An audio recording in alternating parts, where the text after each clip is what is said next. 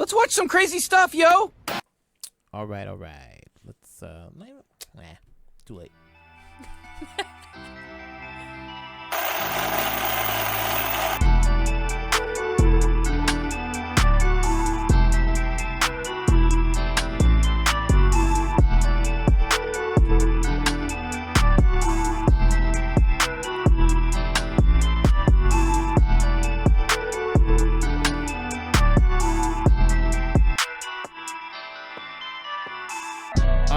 Then I key, mommy look, take a double take. Is he Drake or is he Drake? Nah, it's Busy Drake. Biggie Drake? No, Biggie? No, I didn't say Biggie Drake. Fake Drake? Big? No, because it's Izzy, which is stupid. Izzy is I-Z-Z-Y Drake. And be like, is he Drake? I don't know, it's stupid. I really hate that the fake Drake is out here and you can't have braids as a light skin now. Because everybody thinks you're doing it because of Drake. Yeah. No, I'm pretty sure. You get braids? No, actually. Check my IG. People were getting braids before Drake did. Just listen, Cisco had braids before Drake. Okay, he's not innovative or anything. All right. I was even shocked he had them. His hair was long enough. Some Jewish curls. What do you think? Anyways, what's good? What's great? It's the branches from the 518. As you heard, I am Biggie Drake. Drake's fat stunt double. Currently in the gym. And my host over here, Tessa Thompson from Thor Ragnarok and Men in Black International. Okay, I guess you don't know that. All right, that's right. I don't know her name. I was trying to go for your cheekbones and everything because your cheekbones are mad strong and everything, and you kept moving around, so I couldn't really focus on my profile picture. I look like? I know, but I was trying to patch loose curls or something like that, and she had a little loose curl on. Whatever. I tried. Okay. All right. So I guess today's like a special episode for us today, right? Yeah. I mean, not like a pod special episode, but I guess we'll wait to get into it when we get to our topics, I guess, right? Oh yeah, because it's part of the topics. Yeah. All right, so we won't talk about it right now. So let's roll right into it. I mean, we didn't do anything special right now before we. Nah, we didn't do anything special. No. Let's go to the topics right now. We're branching out. Branch binging, because our theme, it's a little thematic with our movies, I guess, because it's a special day. It's Friday for y'all, but it's a different day for us. Yeah. So for the first movie we watched, and I don't know why I put this movie on. Well, we kind of watched it partial. What got you to want to watch this movie? Like, what was it like? You were like, I gotta watch this. Like, kind of Ben Affleck fuck shit up when it comes to dramatic roles, and I don't know, maybe think of Gone Girl, but if anybody's seen the picture on Hulu or whatever, the trailer for the movie Deep Water on Hulu, it's not Gone Girl. It's not at all. No. It's on a whole other level. It's different. Yeah, and for the hour you've seen of it, the last hour, I couldn't even explain the story. Did I watch the whole hour? Did I watch a whole hour? Pretty like last 45 minutes of it. I think. And I couldn't even explain the story to you because it's kind of like it was playing out as it happened on it. So the premise of the movie is we're not really sure. Yeah, honestly, it's about two people and they're married. Yep. And I think they're in a rocky part of their relationship. That much I could get, right? No, it never explains why they're in a rocky part. Oh, it doesn't explain it, but I'm saying clearly there's a rocky part because she is stepping out on him like religiously with multiple people. Yeah. And she doesn't care that he sees it. Like she's very obvious about it. But she's not, I mean, it did show she like doesn't care. Her stepping out and going on dates and pretty much performing oral sex on dudes in the car. Right, like she doesn't care. So pretty much when Ben Affleck would see his wife messing with these friends, he would approach these friends, intimidate them, try to have some one-on-one time, and pretty much threaten you without like physically threaten you or psychologically threaten you. So as the movie progresses, you actually see this man actually making these actions, these verbal threats, psychological threats become physical threats. Starts killing her friends. And like, there's no explanation of why. Right. It's almost like she knows it's happening, but she's getting a kick out of it happening. Like the fact he's killing people and for her. Yeah. In some weird, for sick, love. Twisted way. The wife seems so spaced out in the movie, it makes no sense. It's almost like the wife and a 6-year-old daughter switch bodies. The 6-year-old daughter was more intelligent than the damn she wife. knew more of what was happening than the wife did, which was crazy. And I was like, why is this little girl, she is 6 years old, why she know so many damn things? She said, Dad, my friend at school think you killed somebody. And He was like, "Oh, Sweetie, I wouldn't do that. I can never do it." He goes, "What do you think?" "I think you did. I think you're just telling me you didn't do it." I'm like, "Bro, she's so fucking smart, bro." Yeah, you can't persuade her that it didn't happen. She thinks you killed somebody. So she's pretty sure you killed somebody. So you might as well just rock with that, I guess. It literally, the ending made no sense. I don't know. If you want a good jealousy-inducing movie to watch with your spouse or other half, watch that. Because you could be like confused. Yeah, and a lot of ain't no way. Nah, right, ain't no right. way. I literally had to step and walk out walk away from the TV a few times because I was like, nah, if I was in his shoes, bro, ooh-wee. Yeah. No. Mm-mm. Hands and feet be thrown. Crocs and everything. So confusing. It really, and again, I only watched the last hour, like you said, 45 minutes to an hour, but like, it still didn't even what you were telling me, like it all in the end, like you expected like all of it to like tie up, and it just didn't. And I was like, okay, I don't really know what I just watched. You watched a train wreck of a relationship, and like, are they happy now? I'm not really sure. Yeah, the conclusion of it, right? Yeah. Yeah. Made no sense. So if you want to watch it, check it out on Hulu. If not, I'm gonna give it a 1 out of 5 laundry scale, yo. You definitely could walk away and come back because you still won't know what's happening, so it's fine. The plot never changes, honestly. You still don't know what's happening. Once you probably see it by the first 10 minutes, that's literally the storyline. Just go with that one. Yep, and that's the storyline rest of the movie because it never gets explained. Also, these fucking snails. And the next thing we got to see, it's a thematic thing. We started watching Marriage Boot Camp, Hip Hop. Now we watched this show, Hip Hop Edition. We watched a show in the past before with other celebrities like Jocelyn and her. What's his name now? Slim Jones, the fake Jim Jones. What is his name? Shit. Not Benzino. What's his name? I don't remember his name is. It's something with a B, isn't it? Yeah. I don't know. Damn. Soulja Boy and everybody else on there, but we watched a few of them. Now I guess it's back on. And now I just had a conclusion today. I'm kind of mad at Facebook for showing all these ads because I have signed up for 2 streaming apps so far with Facebook ads. Because of ads? Yeah, Zeus Network. Yeah, and All Black Network now. I ain't mad at it. It's only like $6 for this one. I mean, it's a trial, so we're gonna try to power through the seasons in the trial. Yeah. But Marriage Boot Camp. Now this season, we're watching the previous season before the most recent one. Now it's during COVID because they started off with a quarantine. So the 4 couples are Molly Mall, which is the producer, and his girlfriend, I guess, Treasure, Noriega, and his wife Neri, Miles Brock from Love and Hip Hop with his Sir Brock girl Amber, and Moni Love and Tough. Moni Love is like a old hip hop, I guess, rapper and everything, and she's a writer and all that. Very interesting storyline. Now we had to figure out. When we see the characters, like, yo, who have I ever seen from a Love and Hip Hop? Miles, or Sir Brock, his storyline of Love and Hip Hop was he was dating Milan from Bad Boys of LA. Right. Now he's dating Milan in the series, and then I guess his sexuality came out in the series of him dating men. So now he's labeled as bisexual. Well, he identifies. He now is outwardly identifying as bisexual. Yes. But his girlfriend was completely aloof to this, which baffles me, honestly, because they've been together. Whoever pointed out to some degree, you had to have seen. You had to have seen some like inkling of it. Right. Like, because that doesn't just come out of the blue. No. So that's an interesting storyline.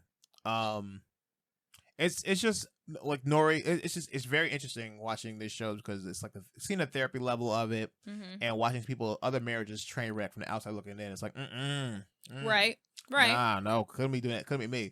Also, same time, I can see me in people's shoes of their jealousy level or their not the resentment part, but like you can see why people have resentment for their scenarios. But like the jealousy one got me, and that I hate that challenge. I hate that fucking challenge. Every single one we watch, they have that jealousy challenge of couples swapping. Right, they have to do like a dance. Yeah, so the partners and the couples make up a dance routine. And then they say, sorry, but we're going to make you switch partners. So whatever sexual dance routine you thought up with you're going to go do it with somebody else. Yeah. And that challenge always gets me because I'm always like, nah, son. Nah, you're not touching my wife. Don't even put your hand on her back for too long like this. Like, hi, I haven't seen you so long. Don't do that. Well, I don't really like when people do that, though, honestly. And I'm steaming. It makes me uncomfortable. I don't like when people come up to me and like, oh my do gosh, that. Like, the resting don't hand, touch me. It's awkward. Because how do you shut his hand off your back? You're like, oh my God, my shoulder. You just walk away. You just walk forward or you turn your body. Yeah. And you just roll it off. With that pre-Ricky dance. But that is like, it always is like awkward. Yeah. That's the like I would rather someone come up inside hug me as like, oh my god, I haven't quick seen one, you. yeah. Right, then come up and do this because this is like okay. And it's like it's one thing to say, hey, I haven't seen you in forever, but like to sit it there and to leave it there. It's almost like you're not gonna leave my side. I'm telling you what I'm telling you. Right, like I can't even be like, oh, I gotta take this phone call. You know what I mean? Like I can't escape I feel like I can't escape the conversation. I'm sorry, my body just reacts to it too much now because I'm one from I don't like unwelcome invasion of personal space. So when you do it, I'm like, so if I did like this, like Amber, bro, stop. we had the play out. We had to play out because like this is I feel like everybody has a good invisible wall of personal space, right. And she was testing his personal space, and every man has this moment of like blacking out when that finger hits the forehead and mushes your whole head back. Things go in slow motion. So I was planning to tell you, I was like, you ain't gonna do shit. And the man's instant reaction is like, oh, hell no. Baby boy style. But it's always that reaction like, you put your hands on me. Like, nah, it wasn't that personal, but I guess. It's that one. But well, I mean, it's an invasion of privacy. Now, that's not to say that every time someone gets mushed. But, I mean, I think we've seen a lot of to that point, right? Because in like the first episode, like Dr. Ish came out because like Amber flipped off his hat, like threw his glasses off, and he came out like, you can't put your hands on him. She's like, I didn't touch him. All I did was fling off his hat. She slapped him. Oh, and she dumped water in his face. So she didn't touch him. No, she did. She did like this one and hit him in the face. I missed that. She did the drink in his face. She said, you hit me. But like, and he's like, you can't do that. And she's like, I didn't hit him. But it's one of those situations where it's like, it's not okay for him to put his hands on you, but you also can't do that. But it's also like they made a point of saying that it's now a common thing of them getting physical. Right. It's like physical. It's so common that she didn't even realize she hit him. Right. Because she couldn't even remember she did it because it's a knee-jerk reaction for something she's done before. Of invading, knocking his shit off his face, all that. That's a common thing for her to do, and it's not even. It didn't happen because you always do it. Right. You never realize it, and that I'm like, oh man, this shit is telling watching this from the outside. It's always like. I always feel like I feel like now. Did we watch another show? I'm sorry. Didn't we watch another show with like real couples in a therapy, and the therapist had to go to therapy after that? It was some show on like H we started watching. It was like a real couple. It's called Couples Therapy. Okay, that was hard to watch. That one was hard because that was hard. And again, like we didn't know like their real problems, right? They're talking about a lot of different things, but that was intense. Yes, like, it was so much more intense because it wasn't exercises. Like they physically had to talk that shit out, and like that's like wow. And I think for celebrities, I think because we know that they are drawn to the camera and everything that they're. And we also know a little bit about them public history or public figure wise, right? To be able to see like, well, we know about you because you were on Love and Hip Hop, or we know about you because this, that, and the third, right? But like for Couples Therapy, which was on HBO or something. I think it was, yeah. Like those are real. I don't want to say real people. Like celebrities aren't real people, but I mean people that like nothing about. Yes. You don't know them from Joe Schmo off the street, and knowing about and they're stories, having like real issues that I think other people and couples can relate to. So it hits home because it hits more personally, like something that I in my everyday day-to-day could deal with. You want to keep enclosed in this four walls, right? Whereas like for celebrities, right, they have a different level of issue. Their issues a lot of times stem from what's happened to them in the public, whether it's they've been embarrassed, where it's always something like that. Which we can't necessarily identify with because that's not our life. That's not the path we walk. So you watch it. If you watch a good show to like, like get real in your feels with vulnerability. Watch for Couples Therapy on there. So after Marriage Boot Camp, on this all black app or network they have on streaming, you can pretty much sign up for a week trial and everything. Try it out. They had this movie on here that I know I've seen the trailer before, and I thought it was a joke because it was around April, so I thought it was the April Fool's trailer. They have a movie on All Black Network called Karen, and it's like a thriller movie of a white neighbor named Karen who's overprivileged and everything, and hates her black neighbors. Right. And it just control, bro. The way the trailer looks, like I can probably put the whole trailer in there. I don't care. Probably something short. Yeah, flashing on the screen. Yeah. I might cut pause somewhere. Right. Tell me about your new neighbors. They're black. Do you mind keeping it down? If you don't comply, I'll tell the manager. Somebody's taking home security serious. Hi, I am Karen Drexler. I'm your neighbor. You need to be taking your trash cans off the curb right when the trash is picked up. Is she nice? Yeah, she's nice. Wait a minute. We have a white entitled neighbor named Karen. Karen, hey, enjoy yourself. There she is, slaving away in the kitchen. I've come across some very suspecting teenagers. Suspecting? Can you please hurry up? Please, they're very aggressive. But it just seems so fake and like, no, this can't be real. Right. It seems like one of those things where like, you know, like you see all those Darman videos. Right, or like Gremlins 4 is coming out and you're like, yeah, Gremlins 4 and then it's like 2? Right. Shit, and you realize it's a bunch of scenes from a bunch of the other movies anyway. Yep. So it's like that. Like it just seems like this isn't real. Like someone just put this together and they did it to rile people up, right? But like this is an actual movie that you can watch, which is interesting. I mean, I'm going to watch it because I think that it'll be interesting. But I do kind of not. I don't want to say I like those movies, but those movies are interesting. Not from the perspective of a Karen, but I think of what was that other movie where Samuel L. Jackson was the cop, but he was the bad guy. Lakeview Terrace. Yes, like that. I love those kinds of like creep because I always feel like there's always that question of like, do you really know your neighbors? You know what I mean? I don't know. That shit gets me. I just had a thought on this now because there's been a lot of movies on like kind of like the scenario, which I get it, but it goes to the whole kind of outrage marketing that like clothing stores do. Do you feel it's like helping and desensitize people by playing up these like scenarios in movies? Like you have like Queen and Slim where it's black couples going on a police stop and then somehow killing a cop and going on a run. Black and Blue, which is like a black cop doing a body camera checking a crooked cop and everything, going on a run and everything, and like this movie, and they're Karen. Like, do you feel like it's just like making fun of media or trying to make? I don't think it's making fun. I think that it's a marketing tactic. Yeah, like, that's what I mean. It's not marketing, but not making fun. I'm sorry.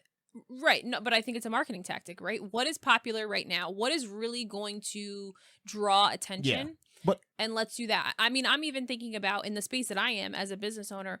Because of the Johnny Depp and Amber Heard trial, I see nothing but Johnny Depp merch, right? People taking things that he said in the trial and putting it on a shirt, putting it on a cup, like putting it everywhere. And for me, like, that's just like, there's a word for it. Like when you're like cash grabbing almost. Yeah, it's like, you know what I mean? Outrage marketing. It's like, because you know it's going to get people, like you said, ruffle for feathers and get people clicking on it to see what's, I need this like once in a lifetime. This is a moment item that might be taken. It's once in a lifetime moment things you have to be a part of, I guess. I don't know. It goes to like FOMO. Like if you like someone brings it up and everything, I gotta go website to go see it if it's real. That stuff just very much reminds me of like the people who are outside of concerts selling T-shirts from the concert. Yeah. That's what it reminds me of. Does like that make Barnum sense? Bailey's selling yeah. That's exactly what it just gives me, and I'm just like, come on, yeah. And again, like to each their own. Is that if that's how you want to build your business, that's great. But like, does it really make you a creative person? No. I don't feel like it does. It's one of those flash in the pan things. Like you're just using it because it's hot thing. And it's it's trending right now. So let me hop on this while it's still trending. I kind of hate that though. I hate that capitalism skill of outrage marketing. I'm like, oh, click here because you want to see the outrageous thing's gonna get canceled in like 20 minutes. Because someone's gonna find it and woke internet's gonna find it and shut down. Yeah. I don't know how we got to that topic, but I don't know how we got there, but it's okay. We landed, movies. But we're gonna watch Karen. We'll tell you how. Yeah, we'll tell you how terrible. If we watch Deepwater, we can make it through Karen. All right, moving on. I guess to a special day today, right? Very special. I don't know. Gotta get some of that VSOP, you know. Can't live on $120,000. The 1738. Oh, that was funny. But today for us is, you know.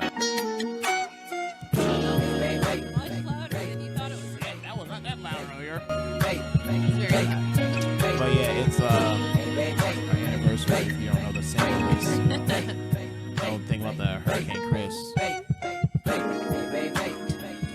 Oh no, I've like literally never seen that that dance. You've seen a damn slide I don't know dance. if I have. I saw part doing a dance right there. That the hip part and the. I mean, do a slide across the floor. I can't do all that shit. I was just doing that damn hit thing in the mirror, not the sliding, of course. But yes, it is our 10-year anniversary. 10-year marriage anniversary. Wow, now it's gonna be stupid low now. No, get my all my shit. But yes, 10 years together, and 10 Not years 10 married. years together. 10 years married. Yeah. 10 years married, 15 years together. We've been together for a long ass time. Our whole high school reunion can be summarized in our marriage. Which would be funny. I see somebody post that. I'm like, oh, did you guys post the 15-year mark because I mentioned 15 years together? Right. That's convenient. Mystery. But yeah, it's been our journey in our marriage and pretty much together.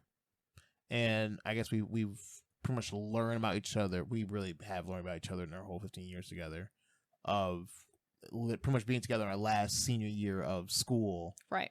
And then pretty much moving in together by 3 years later, I would say, because I was born 2 years after we moved out after high school. Damn. Yeah. Woo! We moved fast. We did move very fast. Oh. We really did. God damn, I was doing a lot of math today, thinking about like a whole 13-year gap of 13 to 18 now, and then I started doing math about our gap of our kid growing, our oldest growing up with us and our marriage and everything. It's like, it's a lot has happened in that kid's 12 years of his life. 15 years together, 12. Yeah, the math. Yeah.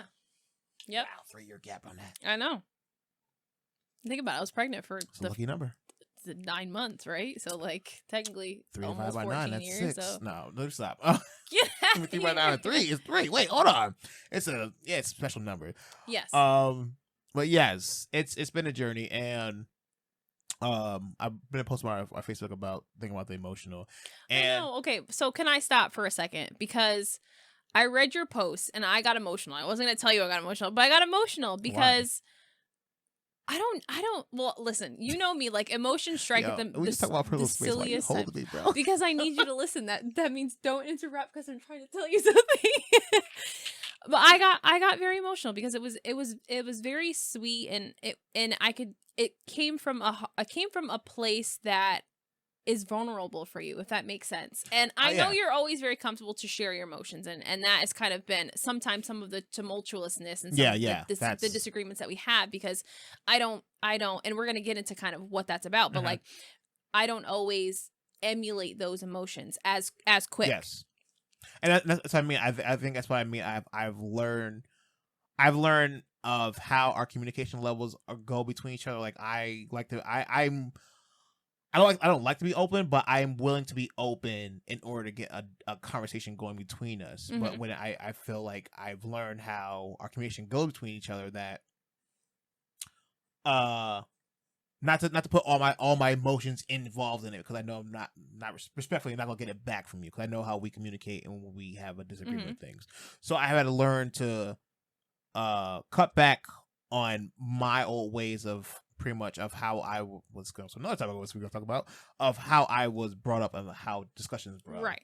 So it's been a learning process of me of trying to shut that down, kind of listen to you after I said something to you. It's just a learning thing, like, because you don't hear about couples talking about how they communicate. Well, I mean, but think about that. I know we're gonna talk a little bit about like that in general. We're like getting a little bit ahead of ourselves, but I think speaking to that we did move very quickly. Like, our relationship moved very quickly, right? And I wouldn't have it any other way, because I would rather do things very young, dumb, and naive, if you will, than to wait on life and then to wait till I'm 30 something when I feel like I have it all together, and then try and pick that person out of a hay bale. You know what I mean? I feel very strongly that I need to have a connection to someone, and if I have a connection to them in that moment, then I need to hang on to that. Yeah, you know what I mean? Because it could something. I mean, granted, I'm not. Because what would have happened, right? What would have happened if we would have just been like, oh, you know what I mean? Like, we went separate ways. That's what I mean. Like, because I don't think I've ever had that nature in me to be like walking away if I knew. Granted, our child was conceived before our marriage. I never had that inkling of being like, yo, and I'll never be ashamed of that. Yeah. I'll never be ashamed of that. No. I feel like that was that helped us, I think. And I don't want to say the babies don't keep right, don't fix problems. Yeah. They don't. But I think that it forced us very much to grow up, Yes, right? And then, not that we weren't mature. I personally feel that we were very mature teens. Like we weren't your typical teenagers going to who clubs, were young 20-year-olds who were going out. You know, that wasn't the life that we lived, and it was by choice. That wasn't something either of us were interested in doing. I think that has to do with the fact that both of us pretty much were primarily raised by our mother. In a way of like, we naturally hung out with our mom, so we got that nurturing effect that we kind of were ready for maturity of like, oh, we could do this. Maybe, I don't know. I always hung out like, with more adults than I did with kids. I think I was closer to my mom than my own father, but yeah, I don't know. I mean, I wouldn't have done it any other way. And so I give people credit all the time. Like when I listen to podcasts and I hear people talking about relationships and like, you know, their expectations, right? And like the things that like the list of things that they have, right? That they're not willing to accept a man anything less than. And again, to each their own. If you have a list, like, good for you. I'm glad that you've found that for yourself, because I think that's important. But at the same time, I think that at the same time, you also have to value the person that you have a connection with. And you shouldn't let that connection go by the wayside because they don't make a certain amount of money, or because they don't look the way that you thought they would look, or dress the way that you envisioned the person that you're going to spend the rest of your life with would dress. You know what I mean? So I feel like sometimes we make these lists of things that like we feel like we have to check off because that's our perfect person, and we miss the genuine connection that we're building with somebody. We kind of throw that by the wayside. You're gonna try to look for that person with all those traits and qualities you want in a right, partner that you think you want and need.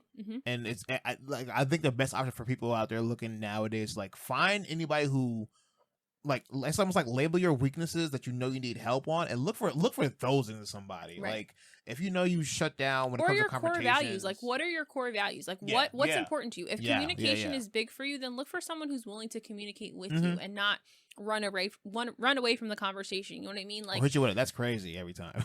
Without like communicating anything else. He's just listening. Right. Like don't go up to, oh, he just looks good and everything. He's good good. They both look good, you know, or you know, either way, his or him. His or him.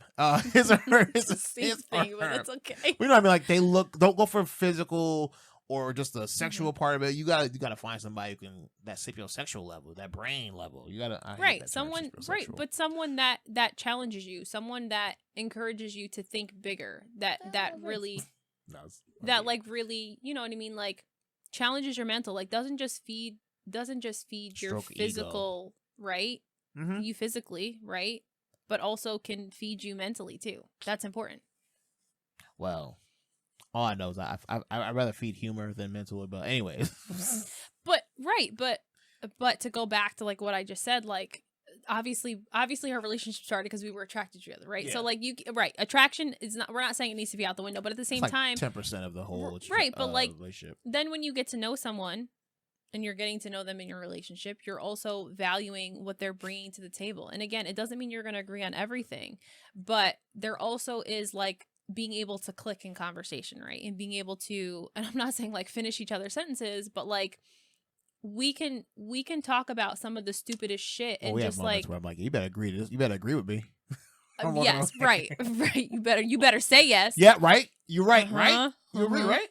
But I mean, we can. I hate when you say. We can have conversations about like the stupidest shit and just laugh about it. Yeah, you know what I mean? Like it's just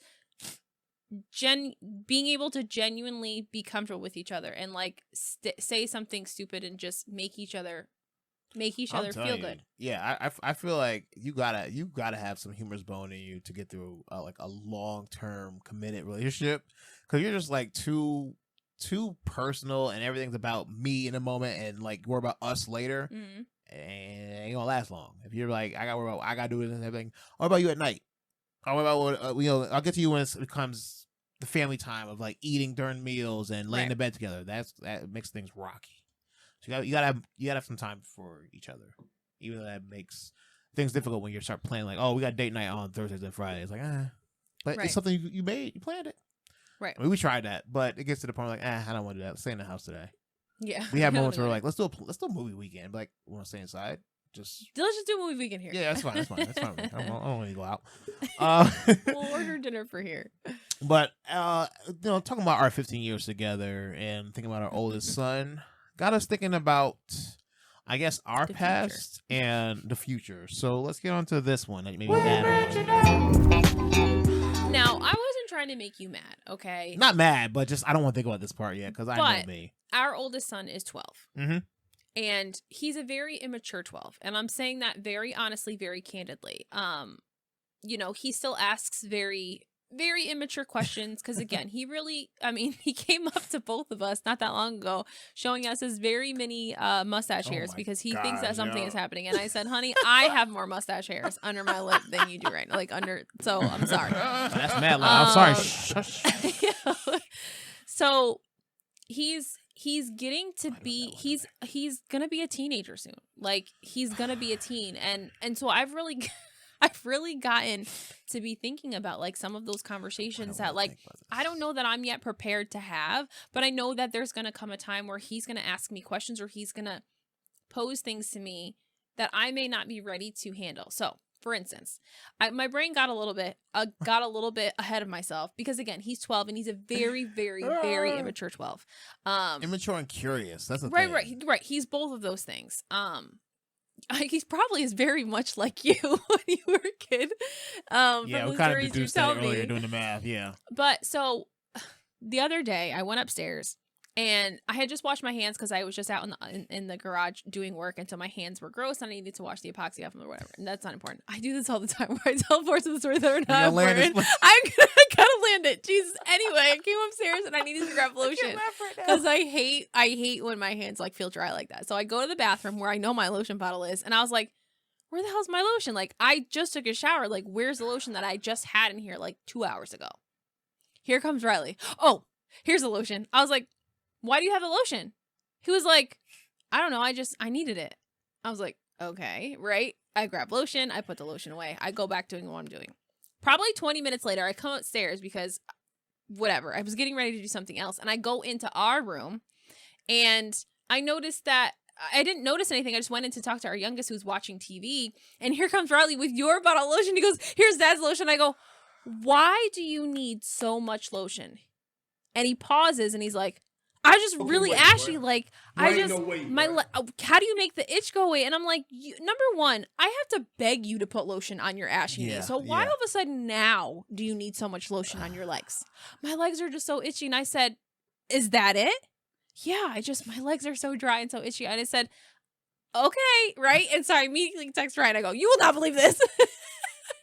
Oh my gosh, bro. I hated that you told me that, bro. Because it could be our son's weird, like, because he's one of those kids too, where like he could be doing absolutely nothing wrong, and if you catch him, like he will make it look like he's doing something he's not supposed to be, and then you question him, and he gets more nervous and just starts blabbering things that aren't actually happening. Like, what are you doing? Well, I was in here. And they're like, yo, you sound like I'm in distress, bro. Like, relax. Okay, I just like a police you're report. freaking me out. I'm freaking you out. Like I walk over the intersection and he came on right away, and I was like, slow down. Yeah. So we're in the house today, and he's in the bathroom, just like comes to the bathroom mad hard. He goes, ow, ow, oh, ow, oh, ow, and I go, oh. She goes, oh, he's probably got soap in his pee-pee. I go, yo, I don't need to be thinking about that because you me about in my childhood of me exploring. Anything slippery down there feels good. So she said this, and I'm like, yo, just stop it. Stop talking about that, man. I don't want to think about it. She goes, I don't know. It's just coming soon. I'm like, hey, yo. I'm just saying, like, yo. I feel like, and again, it could be like 3 years, but I feel like I'm to the point where like I feel like I have to be prepared because it could happen, and I have to be prepared to have the conversation with him. And I literally already said, like, you have to be the one to have the conversation because I don't know what I'm supposed to say to him. I don't have those parts. If you learned anything about me, and it's probably this last 2 months, is like the gap between 13 and 18 was like a weird growth spurt phase for me of like moving fast forward in life. So as I did the math and tried to do a timestamp of things, 2002 was probably the era of me going on a date. So I was about 13, and after like 13, I was exploring. Okay. I use soap before. It's you learn it once and that's it. Soap. You shampoo before, like you learn. That's it. That hurts. Don't do it again. Maybe one more time with shampoo, but you just learn. You learn. You don't do it no more. All right. 2 times. That's it. So I'm like, yo, if my math says it correctly, if I know my son, if he like 50% me, 50% you, we got like 2 years before this happens, bro. So hide the socks, hide the lotion, hide the computers, all that. Well, he doesn't have an access to a computer, but he does have a tablet. He's got his phone. But that's what I'm saying. He's got a phone. I'm not worried about his phone, and it's funny because he never uses it. Yeah, he never uses his phone, but still, it's his tablet that I'm more worried about. But when he's at school with friends now, he can just browse and I know. It. So that's true. Like, he could just, and he is one because we tell him all the time, like, just look it up. Like, he is just gonna look it up, and then he's gonna have a question that doesn't make sense. You had them over him googling pussy on the phone. Remember that time he like tried? Oh no, remember you talking about that? He was like looking up the word. He asked about what the word is or something like that. Because he's seen on a website. And he's trying to search something. And he put it on there.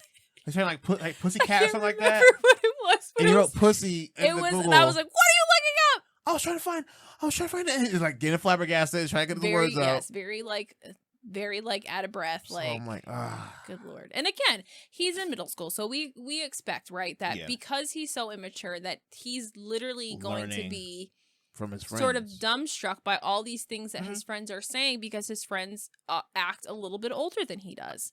It goes back to us, like, even talking about Hocus Pocus, about the whole virginity thing. We didn't know about virginity when the movie came out. So it's almost like you have to learn it from your friends, but he has the benefit of Googling things now. We had to, like, find we a didn't have thesaurus that. in a dictionary.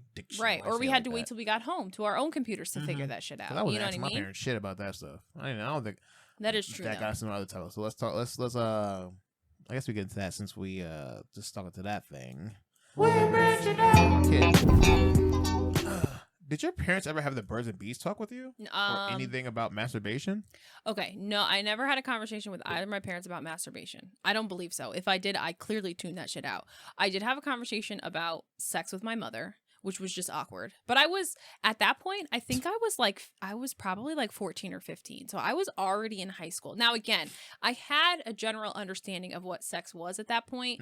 So it wasn't completely new, but I knew right in my head, I thought I knew what sex was, but I didn't actually understand what happened, if that made sense. I didn't understand the process, right? So that was the conversation I had with my mom, and it was so uncomfortable. I can literally remember it, everything that happened, what we were doing, you know what I mean? And at the same time of how uncomfortable that was at that moment, that was an important conversation that needed to be had, right? Because I can't imagine not having that conversation and trying to figure out shit on myself. Yeah, No, that would have been a real I'm even scared deep, to even dark have path. that talk. When someone, I never, ever had a conversation though with my parents about masturbation. How are we gonna tag team those conversations? Oh, I don't know. Well, I don't know you're gonna do that one. You gonna do that one? I know you're gonna do that one. Listen, I would. It's so weird because I would much rather talk to my sons about sex than talk to them about masturbation. And it's not because I'm uncomfortable with either, but I feel like you don't want to can be more supportive when it comes to educating them about sex than being able to educate them about masturbation because I don't have a dick. So, okay. All right. Yeah. You know what I mean? So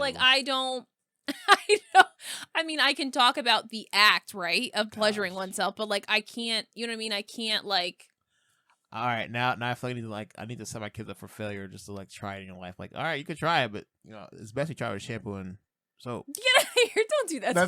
I told you it was a joke. It was a trap. You should have did it. That's a lesson learned. Don't do it no more.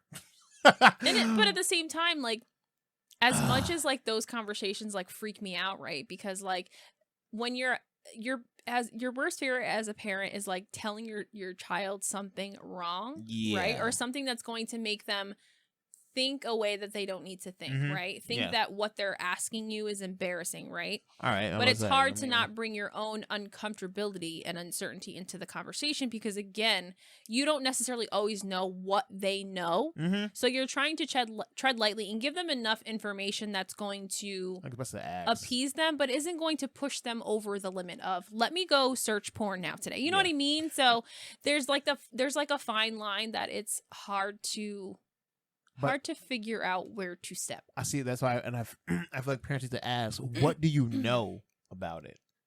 Like, what do you know? I've So asked. I want to educate you. Well, I've asked, like, not about that, but I'm saying, like, everything. I've asked, like, what, like, okay, well, tell me what you know. All right. Well, for me, I never had a discussion about masturbation. I was more always embarrassed by my masturbation But tactics. you had an older brother. Okay, that but he was conversation always, like never came No, up. Like because- nothing. You didn't ever notice your brother do like weird shit, and you're like, "What the fuck is he no, doing?" because my older brother always discreetly, whenever he did it, he was always discreetly hide it with him taking a shit for like 30 minutes in the bathroom for a shower. Okay. So you never know. So you didn't know necessarily what was happening. You just assume he was taking a shit for mad long. And then when I learned what the hell he was doing, I think I kind of learned when I figured out how like masturbation myself. And I was like, yo, you can kind of blend your poop time with shower time by sitting in the bathroom for a long time and take 15 minutes to beat off, 15 minutes to shower. It works out. So I like literally. I then think takes a shit 2 hours later. Like, Yeah. why are you still in the bathroom? Yeah, I didn't get it out. But I think for me, I think because we pretty much grew in a time of growing with the internet, I learned of stop trying to hide in the bathroom and use your computer, because I had Napster or LimeWire back then, so I could download porn videos like instead of like trying to watch a fuzzy cable, because I'm weirdly, I know my first time masturbating, but it was like 14 going to 15, because I remember I lost my virginity at 15. But I remember just watching a softcore porn video. I'm like, oh my gosh, what's going on? Talk about it before this. Ryan's talked about this story Numerous before times. in the It's just because I never had to talk. I was always ashamed of like what I was hiding my mess in, I guess. Like computer, you leave the shit's all on display on a family computer. It's like the browse history is porn. You got tissue on the floor, like you're trying to hide it and everything. So I'm like, I'm being too sneaky with it. So it was always there was never a lesson taught about masturbation. It was always like embarrassment of masturbation. Sex for me, it was always never really about birds and bees. It was like, I don't want to be a grandparent so young. So you better use condoms. Oh, okay. So it was more like a sex prevention talk. It wasn't like, let's educate you so that you don't. So you tell me that, like, okay, so get condoms. Awesome. That'll work. How for do I do short this? duration? So yeah, I feel like I want to be more prepared with like talking to our kids about it, but I feel like I want to just like knock it out about like, oh, come sit down in a circle right here. We're gonna talk about this. Oh God, I don't know. So Parker starts cracking jokes. Yeah, he said put in the butt. He said don't put in the butt. No, I just like I don't. It's just a weird type of like future talk to even think about having with your future kids, because you can think you're being a cool parent to do it, but once you open that door of sex, you open a possibility of pregnancy young. I don't think it necessarily opens up the door. I think that's always a parent's fear, but I think that if your child is educated enough that I do think there's always some level of like fear, right? You just like, hope their friends will persuade them to talk about the pull-out method. That's never the right way. So and that's the thing, like, so like you don't want to tell them about things that they don't need to know about, but you also want to build a belief, or like, I don't even know. You want to build like a trust, right? That you can come ask me anything. Like there's nothing too silly. There's nothing too dumb, right? But that's hard to do because I think it's so innate and so natural for a child to be embarrassed to go home and ask their parents about something that they're. But they don't even know what natural. They don't even know what embarrassment. No, they don't understand what embarrassing is, but they know when it makes them feel uncomfortable. But kids don't really understand that uncomfortability is a sign of growth. That means you're learning something and you're shedding that fear of like, I'm gonna get in trouble for knowing this. It's a weird shedding of like getting over that. It's getting over fear. I think it's just the biggest. It's just weird. I don't know why. Yeah. Kids mainly have that fear. We all had that fear growing up. So yeah, that's our little future thought in our 15 years together, thinking about our kids and our own upbringing. What else do we have over there for our okay. I guess this goes back to our conversation about we're starting into about I guess breaking generational curses in our marriage. Like we've talked about this before, like way back in the past, but I think it's just nice to kind of see that when you can think about your own childhood and your upbringing in your household. I mean, talking from our experience and everything, or in your own personal experience in your relationship, you know how you were raised with your parents, like scolding you as a child of theirs and everything, and you have to think about when you move on in the future with your kids. Do you want to keep on that cycle of ass whoopings, yelling at a kid, insulting a kid and everything, or do you want to break it? And I feel like I feel like we both have it. Like, I don't know. Well, I can identify my, I guess my curse I've been trying to break for the longest. And I don't know if you have one that you like a staple that you've seen in your childhood of with your parents that you've been trying to like achieve in your future marriage. In my future marriage. And I guess in your future. Well, yeah. I'm just kidding. Wow. No, the way you said it though, in your future marriage. What, next not years? This one specifically. 8 years? What? I mean, I'm sure there's a lot of little things. I mean, although I think everybody can pick out points in their childhood that were great, right? Like really great highs and other really low lows. I think that there's some value in all of those things. So there's always a lot of things that as I parent, as I am in a marriage, that you try and emulate, right, with what you've seen because it's all you've known, right? And so you try and carry those things with you, but you also have to recognize that those pieces that you're taking with you don't fit into your new puzzle. And so you have to be able to take a step back and reevaluate and really decide what's your goal, right? At the end of the day, what's important to you, right? Because it doesn't always necessarily matter.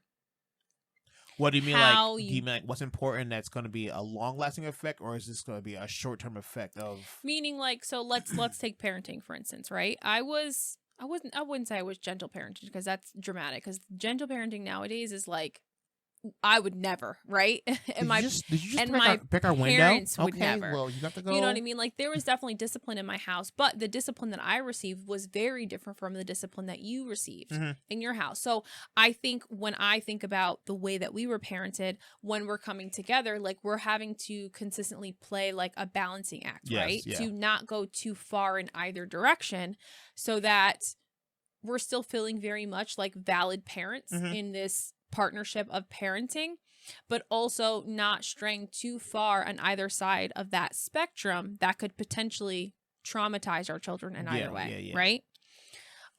So I that's what I think of when I think about like what I got from over here, right? My family before my family, right? What are the things that I saw? What are the things that I noticed? What are the things that I take with me, and the things that I'm taking with me in my heart to know that those are things that I don't want.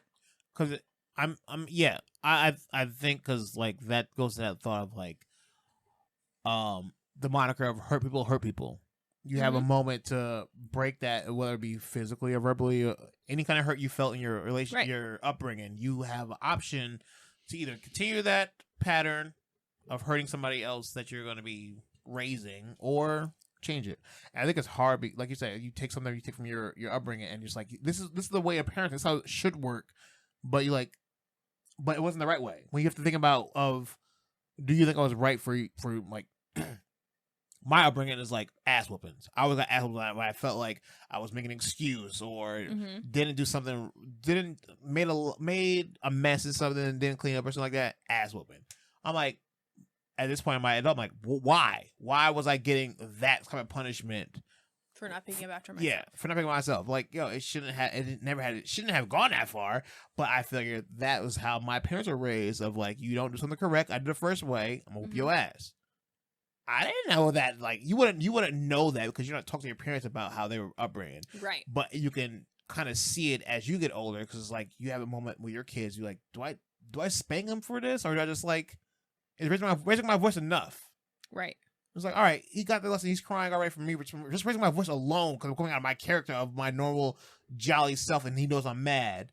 He gets it. But it's like, I don't, like, even the verbal abuse alone is bad because you're in a moment of like, you're in your moment of rage, but you have to always come back and have to apologize because it's like, you were mad. And I had that moment of saying sorry to my kids a few times, and it's like, oh, it hurts yourself saying, because it's not a pride thing, but it's like, yo, I shouldn't have done that. And it's almost like you realize you shouldn't have done that. You shouldn't have reenacted what you've been brought up doing, because you know it can Right, having that knee-jerk reaction, right, and like being able to think about after the fact. Like, did I make what just happened a teachable lesson so that they won't actually do it again, or did I punish them for the sake of me being able to be the powerful one in this situation? Yeah, which I've had learned like oof. So I think and that's hard. That's hard to succumb to as a parent. Yes, right. What you say should go, but at the same time, you have to create an environment where your children are learning from mistakes, right? They're not, and that they're not afraid to make mistakes, because we're all going to make mistakes and we're all human, right? But is the discipline that I served for my gain or their gain? Yeah. So I think that right there, I think that's what I had to come down to the conclusion of like, what did I get from that? Of just like yelling at somebody and making them cry. What did I gain from that at all? Did the mess get picked up? No, because I still had to pick it up, right? Like, you know what I mean? So like it's that stepping back, and that's not an easy thing to do in any moment. No, because it literally is a power trip. It's like you're of the power of authority, so you know as an adult, like I shouldn't have to step out to your level to do it, but it's like you have to explain to somebody. You literally have to explain it to a kid why this shouldn't be happening, because they have to understand. But it's just like it's just a learning lesson. But it's what we learned in our time together, which I appreciate the whole time. Which I don't know. You definitely don't stop learning. No, yeah. I think that as much as parenting is always kind of looked at as, or even being married, as much as that is always looked at like the ball and chain type of thing of like just like you're grown up now, right? And you have it all together, right? And like you are up here, right? And everything else is down here. It's very much still a lot of give and take, and it's a lot of still learning. You know what I mean? Because just because you have a child, that doesn't make you a parent, right? No. That doesn't, we've talked about this before. When you are in the hospital having a child, they do not give you a book that tells you everything you need to know when it comes to parenting. Even the book you find. They don't. Even that book you find in the store that with that parenting, it doesn't tell you everything. No. They don't tell you what to do when your child has now been caught with 2 bottles of lotion in their room. You know what I mean? They don't tell you that, but that's my point, right? Yeah, there's no in life. It's very much just like you still have to learn, and you have to try things out, and you have to make mistakes in order to get it right. And you just have to hope that when you fail fast, so that the next time you're able to make a positive decision, right? That's going to be of service to both of you. If y'all, as a society, have not learned anything from the PBS channel, watching Magic School Bus, Miss Frizzle always said, take chances, make mistakes, get messy. Okay? That's what's going to come down to in a marriage. You take chances, you make mistakes, shit gets messy sometimes, but you learn from that. All right? That's all it comes down to. Wow, science is everything, huh? Just pretty a much. Theory and everything. Oh, no, I just said the word. I said the trigger word. Are we done? Yeah. Do we want to touch on that anything? I don't think we can, because that's a whole other pod. I'm not even gonna lie. That's a whole other. This is trying to be a loving topics kind is a of whole other pod. Prepare for marriage, relationships, and everything. But that I don't want to touch that yet. I don't want to touch it. No. Not in this one. Not a loved one. No. So I guess we should wrap this up soon. Wow, I didn't realize we got to that time right now. Yeah, well, that's why I said I feel like we're gonna have a lot just right here. So I don't know. Sorry if wait. That concludes this episode up. Sorry, that felt a little all over the place, because if you're talking raw from emotions, we just like it's not planned out of us, but usually we have a branching with topics of like a broad stroke of topics, but we don't ever like plan out what we're going as people bullet points. But it's all about just trial and error and love and relationships and accepting somebody's flaws and all, I guess, and learning to move from that. So I agree. I appreciate the process I've been in for the 15 years. I've trusted the process. Right, trust the process. I think I might steal slogan. No, I'm stealing that. No, that's my slogan. Trust the process. But I want to segue because I think this week I have a different work schedule this week, so the uploading of the visual episode will be probably on Monday. And depending on how the flow of that goes and if the views on it, all right, because y'all ain't hitting the views on that bitch. I ain't gonna lie to y'all. I be doing hard for fucking 48 hours. He does go very, very hard. Like, I mean, I edit for YouTube myself, and the amount of time you spend in editing our video versus how much time I spend editing my video, like, I spend an hour, like, editing, and most of it is just my voiceover. Yeah. So you, like, go hard. I'm like, nah, I don't have time for that. Well, I think it's because I'm learning something at the same time. I try to be discreet with my editing, trying to be a name of Fury, which is a kind of play on Future Ryan.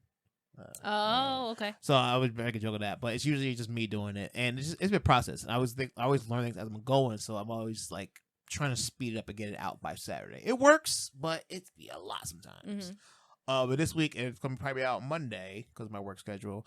But if it works out well, as far as like if I could get the cut downing of the episode, our video works out to get on Monday, I might stick with the Monday schedule because I'm trying to make it a little more compact on our visual part. Right. Like cut out all our dead air on here.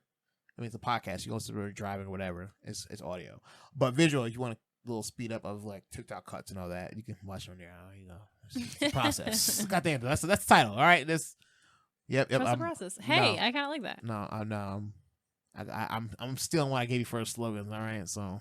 Do you have anything else over there, my lady? No, I do not. All right, so.